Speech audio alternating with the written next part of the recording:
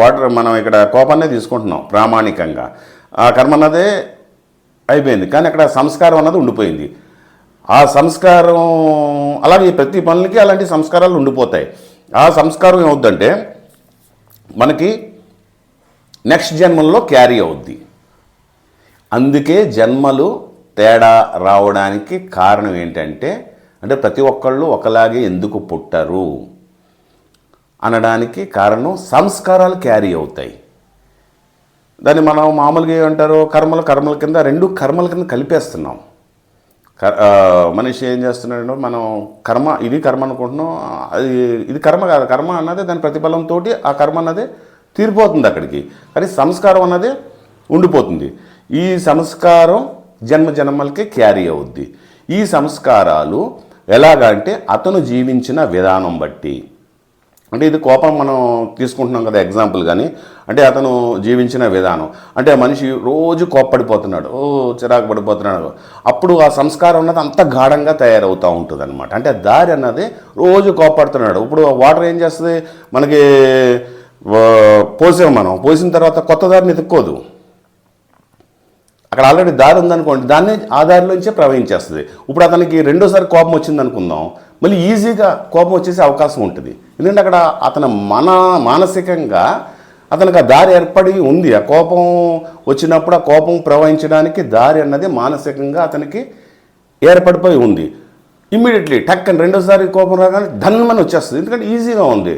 Water నేను చెప్పాను కదా ఇంతకుముందు, ఇలా పోసినప్పుడు ఏమవుద్ది, ఆ దారిలో నుంచి కొత్త దారిని ఎత్తుక్కోవడం అన్నది ఉండదు. వాటర్కి ధర్మం ఏంటి, ముందు ఆల్రెడీ దారి ఉందనుకోండి, ఆ దారిలోంచి ఈజీగా వెళ్ళిపోద్ది. దారి లేకపోతే ఫస్ట్ సారి అది చీల్చుకుంటూ వెళ్తుంది, రెండోసారి ఎన్నిసార్లు పోసినా ముందు ఆ దారి నుంచి వెళ్ళిపోతూ ఉంటుంది. అట్లాగే ఈ కోపం అనేది కూడా అతని మానసికంగా ఏర్పడినటువంటి ఆ సంస్కారం అనే దారి గుండా మళ్ళీ రెండోసారి ప్రదర్శించేస్తాడు. మళ్ళీ మూడోసారి కోపం రాగానే మూడోసారి, నాలుగోసారి, ఐదోసారి, 10 సార్లు, 20 సార్లు, 100 సార్లు అదే దారి నుంచి అస్తమానం కోపం వెళ్తూ ఉంటే ఏమవుద్దంటే ఆ దారి అన్నది ప్రతిసారి ఆ వాటర్ అంటే వాటర్ని మనం కోపం అనుకుందాం ఎగ్జాంపుల్గా చెప్తున్నా. ఆ వాటర్ అనేది వెళ్తూ ఉంటే ఆ దారి ఎంత గాఢంగా ఒకే చోట నుంచి వాటర్ అన్నది అస్తమానం వెళ్తూ ఉంటే గాఢంగా ఆ దారి అన్నది బాగా ఏర్పడిపోద్ది, లోతుగా ఏర్పడిపోద్ది. అలాగే అన్నిసార్లు కోపం వచ్చినప్పుడు ఆ కోపం అనే సంస్కారం వలన ఆ దారి అన్నది అంత గాఢంగా ఏర్పడిపోద్ది. ఇంత గాఢంగా ఏర్పడిన తర్వాత నెక్స్ట్ జన్మలో ఆ సంస్కారాలని రూపుమాపలేమా అంటే మాపొచ్చు, కానీ గాఢంగా ఏర్పడినప్పుడు దాన్ని మాపడం చాలా కష్టం. సో అతని కృషి సాధన మీద ఆధారపడి ఉంటుంది, అంతే కదా. ఇప్పుడు ఒక నది ప్రవహించేస్తుందండి, అక్కడ ఒక మట్టిని చీల్చుకుంటూ వెళ్ళిపోతుంది అనుకుందాం, బాగా లోతుగా చీల్చుకుంటూ వెళ్ళిపోయింది అనుకుందాం. ఆ దారిని ముయ్యాలంటే ఎంత కష్టం అవుద్ది. అది లైట్గా వెళ్ళింది అనుకుందాం, సింపుల్గా మట్టిని అటు ఇటు అని మూసేయచ్చు. అలాగే మనిషి ఆ కోపం అనే సంస్కారం బలపడినప్పుడు నెక్స్ట్ జన్మల్లో అతను దాని నుంచి తప్పించుకోవాలి అంటే ఏమనుకుంటాం, మనం ఇక్కడ కర్మ నుంచి తప్పించుకోవడం అనుకుంటున్నాం. కర్మ అన్నది ఇక్కడ తీరిపోతుంది, కానీ ఈ సంస్కారాలు క్యారీ అవుతున్నాయి. ఈ సంస్కారాల నుంచి మనిషి తప్పించుకోలేడా? ఖచ్చితంగా తప్పించుకుంటాడు, కానీ అంత కష్టపడాలి. నేను చెప్పా కదా, గాఢంగా దారి ఉందంటే ఆ దారిని మూసేయాలి. దాన్ని మూసేయాలంటే తను ఎంత సాధన చేయాలి. ఒక ధ్యానం ద్వారా కానీ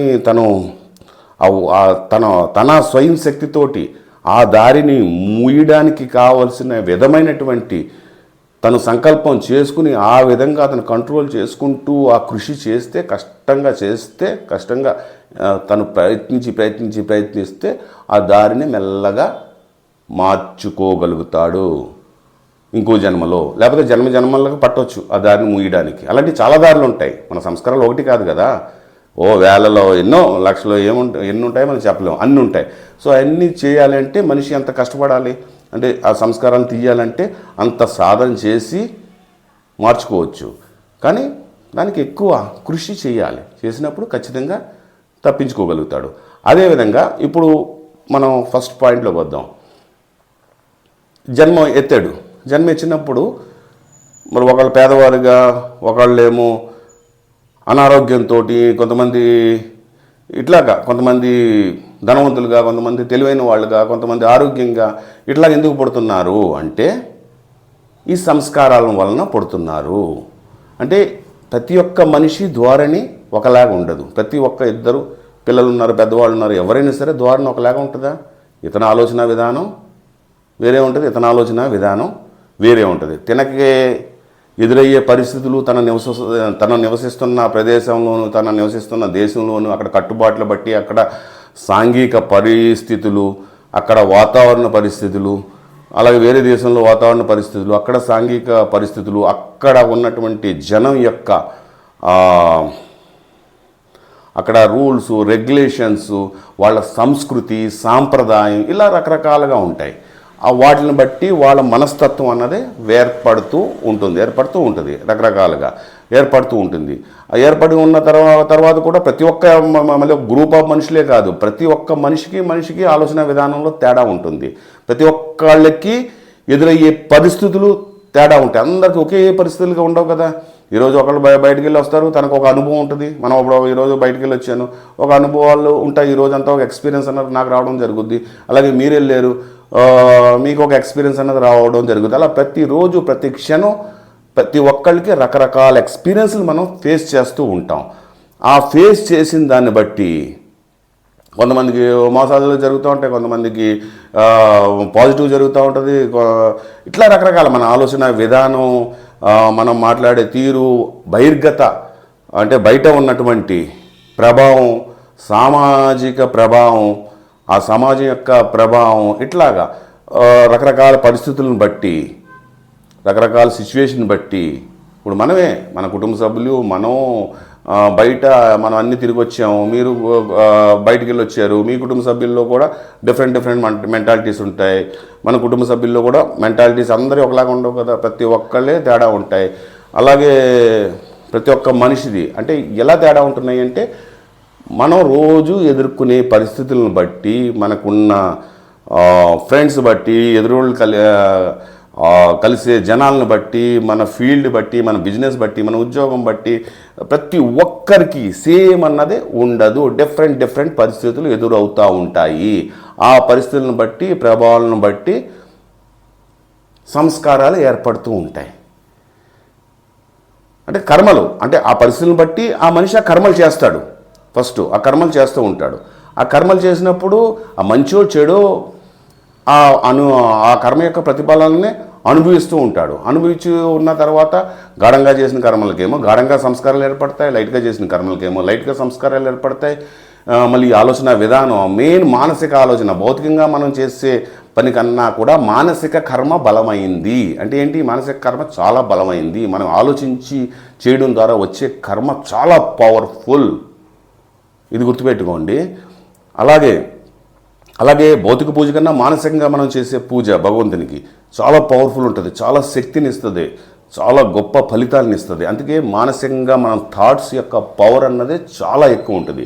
సో మనం మానసిక కర్మ, ఆ పూజ అనే కానివ్వండి, పని అనేవి కానివ్వండి, మనం ఏదైతే ఆలోచిస్తామో దాని ప్రభావం చాలా గాఢంగా ఉంటుంది. దాన్ని రిపీటెడ్గా ఒకసారి ఆలోచించేసి కూర్చుంటే కాదు, అంటే రిపీటెడ్గా ఒక ఆలోచనని మనం ఆలోచిస్తూ ఉన్నప్పుడు, అందుకే యూనివర్స్ మనకి లా ఆఫ్ అట్రాక్షన్లో చెప్తారు, మనకు ఆ పని జరిగి తీరుతుంది. అంటే మనం ఏదైనా పాజిటివ్ సంకల్పంతో మనం నేను అది చేయగలుగుతాను, నేను సక్సెస్ అవుతాను, నేను మనీ సంపాదిస్తాను, మంచి పేరు సంపాదించుకుంటాను, ఇట్లా ఏదైనా సరే నేను వాళ్ళకి ఏదేది ఎవరికి మనసుకి ఏది ఇష్టమైతే నేను ప్రతి ఒక్కరికి సక్సెస్ అవ్వాలని ఉంటుంది కదా, ఎవరు చిన్నగా ఉండిపోవాలని ఉండరు. కానీ ఒక మంచి స్టేజ్, వాళ్ళ ఉద్యోగంలో ఒక మంచి ప్రమోషన్ వచ్చి మంచి స్టేజ్కి రావాలనుకుంటాడు, లేదా బిజినెస్లో మంచిగా సంపాదించి మంచిగా ఒక స్టేజ్ రావాలనుకుంటాడు, పెద్ద బిజినెస్ చేసుకోవాలనుకుంటాడు. రాజకీయ నాయకులు, ఫిల్మ్ యాక్టర్స్ అయితే ఒక పేరు సంపాదించుకోవాలనుకుంటారు. ఎంతో కొంత పేరు కీర్తి రావద్దు అని అనుకునే వాళ్ళు ఎవరు ఉండరు, అందరూ కావాలనుకుంటారు. కొంతమంది పైకి చెప్పరు, కొంతమంది చెప్తారు, అంతే తేడా. సో ప్రతి ఒక్కళ్ళు అది తప్పులేదు కదా, ఎదుగుతాము, ఒక మంచి పెట్టి ఎదగాలనే కోరుకుంటాడు మనిషి, అది మంచిదే. అది ఆశ ఉండాలి, అత్యాశ ఉండకూడదు. సో ఆ విధంగా ప్రతి ఒక్కళ్ళు మనం ఎదగాలని అనుకుంటాం, ఎదగవడం తప్పు కాదు. సో అలాగ మనం ఎదగాలనుకున్నప్పుడు, మనం సక్సెస్ అవ్వాలన్నప్పుడు, మన గోల్ని మనం రీచ్ అవ్వాలి అనుకున్నప్పుడు మనం ఏం చేస్తాం, దాన్ని మానసికంగా దానికి అంటే ఆ రోజు అనేసుకుని కూర్చుంటే అయిపోదు. దానికి మనకే ఆ పని మనం చేయడానికి మనకి సామర్థ్యం ఉందా అని మనం ఫస్ట్ మన క్యాపబిలిటీ ఊహించుకోవాలి. ఇప్పుడు నేను వెళ్ళిపోయి అమెరికా ప్రెసిడెంట్ అయిపోతానంటే అయిపోతాను, అమెరికా ప్రెసిడెంట్ అయిపోతాను అవుతానా? కాదు. అది నాకు అసలు